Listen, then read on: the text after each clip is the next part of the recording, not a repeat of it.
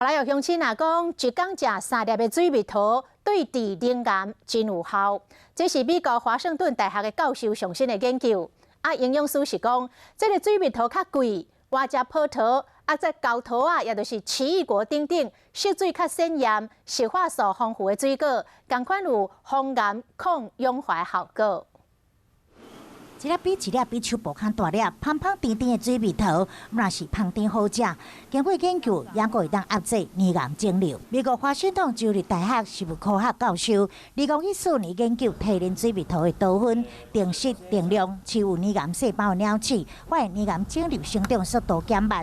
换算落来，大约每工食3粒水蜜桃就会当抗癌。多酚呢，它可以抑制这些肿瘤细胞，不让它们再扩张。甚至假设我把一个正常的细胞跟癌细胞摆在一起的时候，它对癌细胞是有抑制作用的，它可以让这些癌细胞迈向死亡。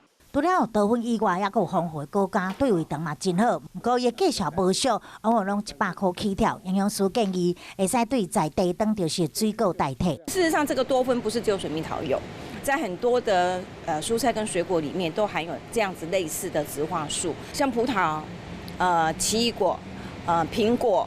还有现在的火龙果，其实都有。